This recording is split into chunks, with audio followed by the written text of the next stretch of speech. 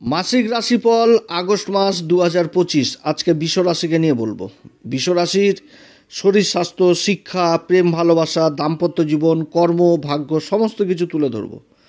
তো যাই হোক, অনুষ্ঠানটি শুরু করার আগে সমস্ত দর্শক বন্ধুদের নমস্কার জানাচ্ছি এবং তার সাথে বলো, যারা বহুদিন ধরে অনুষ্ঠান দেখছেন এখনও পর্যন্ত সাবস্ক্রাইব করেননি অবশ্যই সাবস্ক্রাইব করবেন। এই চ্যানেলের সঙ্গে থাকুন, জ্যোতিষীয় সম্পর্কিত অনেক তথ্য জানতে পারবেন। তবে আমি কোনো রকমভাবে কোনো দর্শক বন্ধুকে বিভ্রান্ত করার চেষ্টা করছি না। এটা চন্দ্র রাশি অনুসারেই বলা হচ্ছে, কারো কোনো রকম ব্যক্তিগত কুষ্টি ধরে আলোচনা নয়। বৃষ রাশি আগস্ট মাসে কোন দিক থেকে লাভবান হতে যাচ্ছে, কোন দিক থেকে বিশেষ সাবধান এবং কোন বিশেষ উপাচার করবে, এগুলো সমস্ত কিছু তুলে ধরবো। তার সাথে বলবো যে বৃষ রাশির ক্ষেত্রে গ্রহদের অবস্থান কীরূপ থাকছে গ্রহদের অবস্থানে এই আগস্ট মাসে। তো আগস্ট মাসে বৃষ রাশির ক্ষেত্রে রাশির দ্বিতীয় ঘর যেটা মিথুন রাশি, এই ঘরে দেবগুরু বৃহস্পতি আর শুক্রের জুতি রয়েছে। দেবগুরু বৃহস্পতি আর শুক্র 12 তারিখ পর্যন্ত থাকবে হচ্ছে আদ্রা নক্ষত্রে, রাহুল নক্ষত্রে। তারপরে তো 13 তারিখে দেবগুরু বৃহস্পতি নিজের নক্ষত্র পুনর্বসুতে অবস্থান করবে, আর 12 তারিখ পর্যন্ত থাকছে শুক্র, তারপরে পুনর্বসুতে একই নক্ষত্রে কিন্তু থাকবে পুনর্বসুতে 20 তারিখ পর্যন্ত। তারপর তো শুক্র রাশি পরিবর্তন করে চলে আসবে তৃতীয় ঘর কর্কট রাশিতে। আর তৃতীয় ঘর কর্কট রাশিতে বুধ আর সূর্যের জুতি রয়েছে। সূর্য আবার এই আগস্ট মাসের 2 তারিখে চলে আসবে অশ্লেষা নক্ষত্রে, আর বুধ অবস্থান করছে। বুধ আবার এই আগস্ট মাসের 11 তারিখে মার্গী হয়ে যাবে পুষ্যা নক্ষত্রে এবং 21 তারিখে আবার ঢুকে যাবে হচ্ছে নিজের নক্ষত্র অশ্লেষাতে। 30 আগস্ট পর্যন্ত থাকবে। তারপরে আবার বুধও রাশি পরিবর্তন করবে। রাশির যেটা চতুর্থ ঘর সিংহ রাশি, এই ঘরে কিন্তু কেতু অবস্থান করছে পূর্বা ফাল্গুনী নক্ষত্রে। আর রাশির যেটা পঞ্চম ঘর, এই ঘরে মঙ্গল অবস্থান করছে, যেটা হচ্ছে কন্যা রাশি। তো পঞ্চম ঘরে মঙ্গলের অবস্থান। রাশির যেটা কর্মের ঘর, যেটা হচ্ছে কুম্ভ রাশি, এই ঘরে রাহু অবস্থান করছে পূর্বা ভাদ্রপদ নক্ষত্রে এবং লাভের ঘর যেটা মীন রাশি, এই ঘরে অবস্থান করছে শনিদেব বক্রী অবস্থায় রয়েছে নিজের নক্ষত্র উত্তরা ভাদ্রপদে। তো এরকম কিন্তু গ্রহদের অবস্থান। তো বৃষ রাশির ক্ষেত্রে যদি শরীর স্বাস্থ্য নিয়ে আলোচনা করি, তো সবার প্রথমে বলবো শরীর চর্চা কিন্তু অবশ্যই করতে হবে। কারণ মঙ্গল অবস্থান করছে হচ্ছে এই পঞ্চম ঘরে। মঙ্গল হচ্ছে কি বৃষ রাশির ক্ষেত্রে দ্বাদশ ঘরের অধিপতি এবং সপ্তম ঘরের অধিপতি হয়ে পঞ্চম ঘরে অবস্থান করছে। এটা শত্রু রাশি, কন্যা রাশি, এবং শত্রু ঘরে অবস্থান করছে। আবার শনির সাথে সমসপ্তম যোগ রয়েছে। তো নিজের শরীর স্বাস্থ্যের দিকে যথেষ্ট খেয়াল রাখতে হবে। এবং দেবগুরু বৃহস্পতির সাথে শুক্রদেবের জুতি রয়েছে দ্বিতীয় ঘর কিন্তু খাওয়া দাওয়ার বিচার। অতএব নিজের খাওয়া দাওয়ার দিকেও যথেষ্ট খেয়াল রাখতে হবে এই আগস্ট মাসে, না তো কিন্তু শারীরিক প্রবলেম হবে। শরীরচর্চা করতে হবে, প্রাণায়াম, যোগ ব্যায়াম এগুলো করতে হবে। কারণ মঙ্গল শত্রুদের ঘরে অবস্থান করছে, ব্যয়ের ঘরের অধিপতি হয়ে পঞ্চম ঘরে অবস্থান। তো শত্রুদের ঘরে মঙ্গলের অবস্থান হয়ে যাওয়া মানে সেনাপতি মঙ্গল, অ্যাক্টিভ থাকতে হবে। শরীর স্বাস্থ্য চর্চার বিশেষ প্রয়োজন রয়েছে। রক্তজনিত সমস্যায় যারা ভুগছেন তারা কিন্তু বিশেষভাবে সাবধান, রক্তজনিত সমস্যা। এবং তার সাথে বলবো যারা গর্ভবতী মায়েরা, তারাও কিন্তু নিজেদের শরীর স্বাস্থ্যের দিকে যথেষ্ট খেয়াল রাখবেন। এই মঙ্গল কিন্তু খুব বাজে প্রভাব দেয়, গর্ভপাতের মতন অবস্থা তৈরি করে দেবে পঞ্চম ঘরে মঙ্গল। শনির সাথে তাও আবার সমসপ্তম যোগ তৈরি হয়েছে। অতএব এদিক থেকে কিন্তু সাবধান, নিজের শরীর স্বাস্থ্যের দিকে যথেষ্ট খেয়াল এই সময়ের কালে রাখতে হবে। বৃষ রাশির ক্ষেত্রে যদি শিক্ষার জায়গাটা আলোচনা করি, তো শিক্ষার জায়গাটা কিন্তু যথেষ্ট ভালো থাকবে। যে মঙ্গল অবস্থান করছে এই পঞ্চম ঘরে। তো মঙ্গলের তো ঊর্জা, সেই ঊর্জাটাকে যথেষ্ট কাজে লাগাতে হবে। যে একটা ঊর্জা, একটা আত্মবিশ্বাস, একটা ফুর্তি, এই জিনিসটা কিন্তু যথেষ্ট কাজে লাগাতে হবে বৃষ রাশিকে। অর্থাৎ সেই ফোকাসটা কিন্তু পড়াশোনার উপর রাখতে হবে। এবং সূর্য বুধের সাথে জুতি তৈরি করেছে তৃতীয় ঘরে, এবং সূর্য কিন্তু মাসের মধ্যভাগে আবার রাশি পরিবর্তন করবে। পঞ্চম ঘরের অধিপতি বুধ অবস্থান করছে পুষ্যা নক্ষত্রে। 11 তারিখে কিন্তু মার্গী হয়ে যাবে পুষ্যা নক্ষত্রে, এবং 21 তারিখে বুধ আবার কিন্তু নিজের নক্ষত্র অশ্লেষাতে অবস্থান করবে। উচ্চশিক্ষার জন্য যথেষ্ট অবস্থান ভালো। ম্যানেজমেন্ট নিয়ে যারা পড়াশোনা করছেন তাদের জন্য যথেষ্ট ভালো। টেকনিক্যাল লাইনে যারা রয়েছেন, ব্যাংকিং সেক্টরে যারা রয়েছেন তাদের জন্য যথেষ্ট ভালো। ব্যাংকিং সেক্টরে যারা পরীক্ষার জন্য প্রস্তুতি নিচ্ছেন, এই সমস্ত দিক থেকে ভালো। ফাইন্যান্সের কাজের সাথে যারা যুক্ত রয়েছেন তাদের দিক থেকে ভালো। এই সমস্ত শিক্ষার ব্যাপারে যারা জড়িত রয়েছেন, যারা সফটওয়্যার, কম্পিউটার সায়েন্স নিয়ে পড়াশোনা করছেন, গবেষণা করছেন, তাদের জন্য কিন্তু যথেষ্ট ভালো এই সময়। শিক্ষার দিক থেকে বিশেষ উন্নতির যোগ রয়েছে বৃষ রাশির। কারণ 2 গুরুর দৃষ্টি পড়ছে একদম অষ্টম ঘরে। অষ্টম ঘরটা হচ্ছে রিসার্চ জাতীয় বিদ্যা, আর দুই গুরু হচ্ছে কি জ্ঞানের ভাণ্ডার। আমাদের জ্যোতিষশাস্ত্রে 2 গুরু হচ্ছে আচার্যের ভূমিকা পালন করে। অতএব কিন্তু এই জায়গাটা দেখতে হবে, মানে পরিশ্রম করতে হবে, লেবার দিতে হবে, ফোকাসটা পড়াশোনার মধ্যে রাখতে হবে, তাহলে কিন্তু সফলতার জায়গাটাতে যেতে পারবে। খুব ভালো মাস। তো বিশ্বরাশির ক্ষেত্রে প্রেম ভালোবাসার জায়গাটা যদি তুলে ধরি, তাহলে কিন্তু একটা বিপরীত পরিস্থিতি।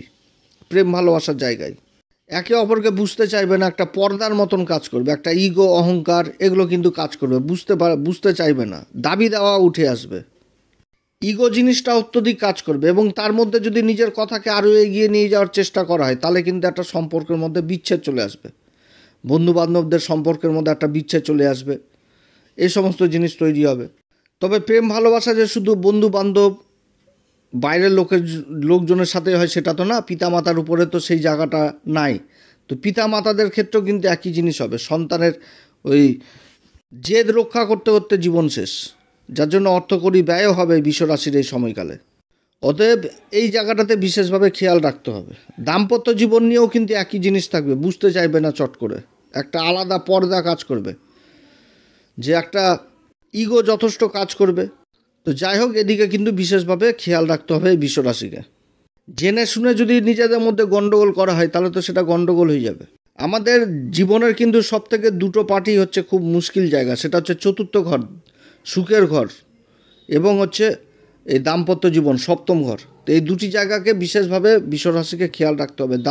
যেরকম সুখের জায়গা যখনই সূর্য অবস্থান করবে এই চতুর্থ ঘরে, তখন কিন্তু বাড়িতে কিন্তু একটা কলহের পরিবেশ থাকবে, বাড়িতে কিন্তু একটা অশান্তির পরিবেশ থাকবে, নিজের কথাকে এগিয়ে রাখবে, এদিক থেকে সাবধান। এবং যাদের বৃদ্ধ পিতামাতা রয়েছেন, তাদের ক্ষেত্রে কিন্তু অস্থিজনিত সমস্যা এগুলো কিন্তু দেখা দিবে। তারপরে চোখের সমস্যা, মাইগ্রেন এগুলো কিন্তু দেখা দিবে, উচ্চ রক্তচাপ এগুলো দেখা দিবে। অতএব এদিক থেকে সাবধান। বিশ্বরাশির ক্ষেত্রে যদি কর্ম আর ভাগ্যকে নিয়ে আলোচনা করি, তো ভাগ্যের ঘরে সূর্য বুধের দৃষ্টি রয়েছে, এবং সূর্য মাসের মাঝখানে সরে যাবে, তারপরে তো আবার 20 তারিখে আবার শুক্রদেবে ঢুকে যাবে, এবং ততদিন পর্যন্ত আবার বুধের দৃষ্টি থাকবে। তো যেটা মকর রাশি, ভাগ্যের ঘর, বুধ হচ্ছে কি বিশ্বরাশির ক্ষেত্রে কারক গ্রহ, পঞ্চম ঘরের অধিপতি বুধ, ত্রিকোণের অধিপতি হয়ে আরেক ত্রিকোণে দৃষ্টি থাকবে। তো ভাগ্য যথেষ্ট সঙ্গ পাবে এই বিশ্বরাশির ক্ষেত্রে, এবং 2 গুরু কিন্তু অবস্থান করছে ওই ধনসম্পত্তির ঘরে। তা আর্থিক উন্নতির যোগ রয়েছে, বিশেষ করে আর্থিক উন্নতির যোগ রয়েছে এই মাসে, কিন্তু কাজের মধ্যে একটা ধীরগতি যথেষ্টও থাকবে। কর্মক্ষেত্রে একাধিক কর্মের যোগ হবে, চারিদিক থেকে উন্নতির যোগ থাকবে, যেই কর্ম করবে সেই কর্মের উন্নতির যোগ, কিন্তু একটা ধীরগতি অবশ্যই থাকবে। যে কোনো একটা পেমেন্ট পেতে লেট হচ্ছে, কিন্তু পাবে অবশ্যই। আগস্ট মাসে ভূমি সংক্রান্ত কাজগুলো যথেষ্ট ভালো হবে এই বিশ্বরাশির ক্ষেত্রে। যারা বড় বড় টেন্ডারের আশা করছেন, যারা সরকারকে মাল সাপ্লাই দিয়েছেন, বিল আটকে পড়ে রয়েছে, এই সমস্ত দিকগুলো যথেষ্ট উদ্ধার হবে। 20 তারিখের পর যখন শুক্রদেব চলে আসবে তৃতীয় ঘরে, বুধের সাথে লক্ষ্মীনারায়ণ যোগ তৈরি করবে, এবং রাশির অধিপতি শুক্র আর পঞ্চম ঘরের অধিপতি বুধের জুতি তৈরি হয়ে যাবে, এবং তাদের মিলিত জুতির দৃষ্টি পড়বে ভাগ্যের ঘরে। খুবই একটা ভালো সময় হতে যাচ্ছে বিশ্বরাশির ক্ষেত্রে। কর্মক্ষেত্রে সম্মানের পাত্র হবে, যেই কর্ম করবে সেই কর্মের উন্নতির যোগ রয়েছে। আবার কর্মক্ষেত্রে কিন্তু উত্তেজনাও থাকবে, এটাও কিন্তু মাথায় রাখতে হবে, যার জন্য ধৈর্য ধরে সমস্ত কাজও করতে হবে। অধৈর্য হলে চলবে না, একটুতে অধৈর্য হয়ে যাওয়া, বাকবিতণ্ডায় জড়িত হয়ে যাওয়া, অহংকার, তেজ, ক্রোধ এগুলো নিয়ে আসা মনের মধ্যে কিন্তু চলবে না। এবং শনি যে ঘরে অবস্থান করছে, শনির কিন্তু দৃষ্টি থাকছে রাশির উপরে। অতএব যে কোনো কাজ করতে গেলে ধীর মস্তিষ্কে করতে হবে, হিসাব করে করতে হবে। যে কোনো কাজ হিসাব মেনটেন করেই কিন্তু কাজ করতে হবে, এটা কিন্তু বিশ্বরাশিকে বুঝতে হবে। যেরকম লাভের হিসাব হবে সেরকম ব্যয়ের হিসাব হবে, অর্থাৎ হিসাব কিন্তু A to Z করতে হবে। কর্মক্ষেত্রে বিশেষ সফলতাও পাবে। যারা কোনো কর্মের চেষ্টা করছেন, সরকারি হোক বা বেসরকারি হোক, তাদের কর্মলাভ হওয়ার সম্ভাবনা থাকছে 15 তারিখের পর থেকে। খুবই একটা ভালো জিনিস। এবং এই সময়কালে এটাও হবে যে নিজের বুদ্ধির জোরে, নিজের পরিশ্রম, পুরুষার্থ, পরাক্রম এই সমস্ত করে নিজের কাজকেও হাসিল করতে পারবে। তবে কর্মক্ষেত্রে যে লাভ, সেই লাভটার কিন্তু একটা গতি থাকবে খুবই ধীরে। যেখানটাতে 5,000 টাকা লাভ হলো, ওখানটাতে 3,000 আজকে পেলো, পরের দিন 2,000, তারপরে 7 দিন পর আবার 1,000।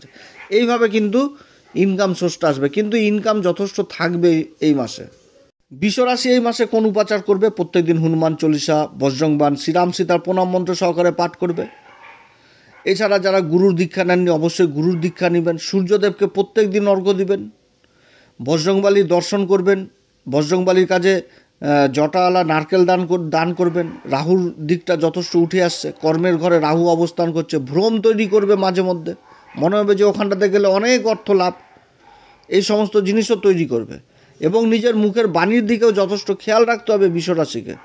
রাহু দশম ঘরে অবস্থান করছে, মুখের বাণী বিশেষ, এবং নিজের যে ধৈর্য সেই জিনিসটাকেও রাখতে হবে, একাগ্রতা রাখতে হবে। যাদের রাহু খুব খারাপ হয় তারা কিন্তু এক জায়গায় টিকে থাকতে পারে না, ছটপট ছটপট করবে। রাহু যাদের ভালো থাকে তারা কিন্তু নিজেদের উপর চর্চা করবে যে কোথায় আমার ভুলভ্রান্তি, কোন জায়গাটাতে হলো, এটা কিন্তু করবে। রাহু যদি খারাপ থাকে তো শুধু অন্যের ভুল ধরে বেড়াবে যে ওর জন্যই আমার হলো না, তার জন্যই আমার হলো না, সে আমার সমস্যা তৈরি করছে। তো এইগুলো জায়গা কিন্তু গভীর বিশ্লেষণের প্রয়োজন রয়েছে বিশ্বরাশির। তো যাই হোক, অনেক কথা আলোচনা করলাম। যদি এ পরামর্শ সত্যি ভালো লাগে তাহলে নিজের ভেবে এই অ্যাস্ট্রো এসএম বাংলা চ্যানেলকে অবশ্যই সাবস্ক্রাইব করবেন। এরপরে আবার নতুন এক ভিডিও দিব। আপনারা সবাই ভালো থাকেন। নমস্কার, ধন্যবাদ।